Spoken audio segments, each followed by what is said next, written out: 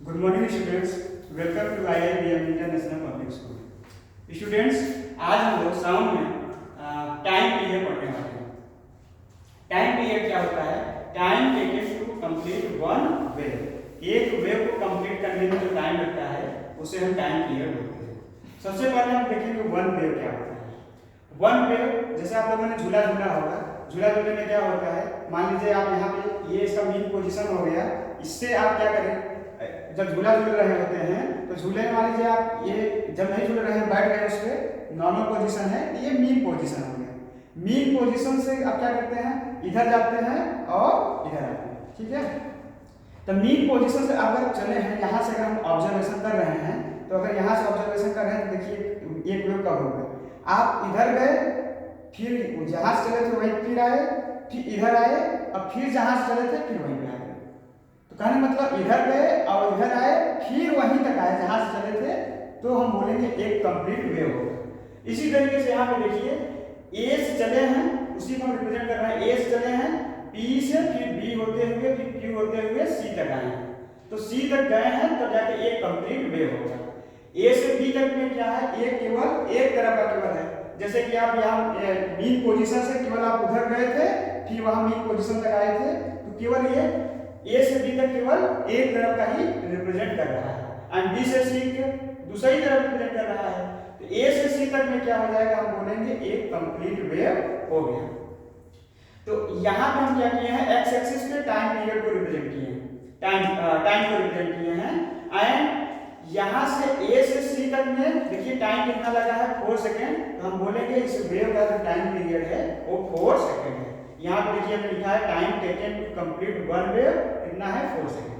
तो time period को हमने यहाँ पे सिंबल में कैपिटल टी से रिप्रेजेंट कर देंगे, और इसकी असाइनमेंट क्या हो जाएगी, सेकेंड, क्योंकि ये खुद टाइम है, एंड टाइम का असाइनमेंट क्या होता है, सेकेंड होता है। क्लियर है? तो इस वेव में हमारे इस वेव की टाइम पीरियड कितना हो जाएगा, 4 सेकेंड होता है। क्लियर है स्टूडेंट्स? चलिए अब हम लोग फ्रीक्वेंसी देखते हैं। फ्रीक्वेंसी क्या होता है, number of wave in 1 second.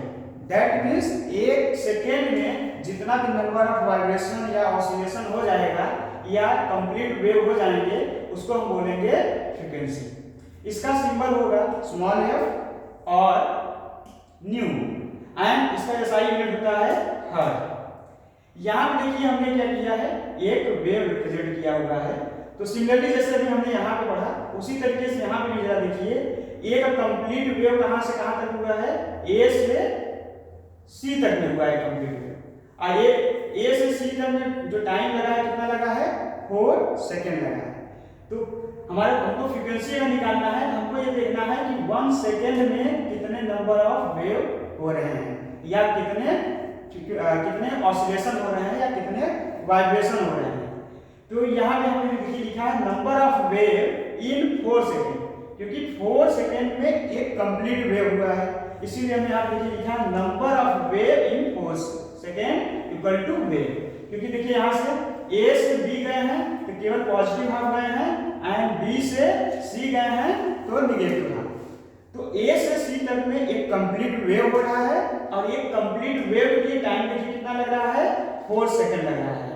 तो number of wave in 1 second कितने होंगे, यहाँ देखिए 4 सेकेंड को हमने 4 से डिवाइड कर दिया है। सिमिलरली फिर हमको इक्वल टू के दोनों तरफ इधर भी डिवाइड 4 से ही करना पड़ेगा, जिससे इक्वलिटी में कोई डिस्टर्बेंस ना हो। तो हमने जब 4 को 4 से डिवाइड किया तो 1 आ गया, इधर पे हमने जब 1 को 4 से डिवाइड किया तो क्या आ गया, 1/4। तो हमारा फाइनली आंसर क्या आ गया, number of wave in 1 second equal to 1/4।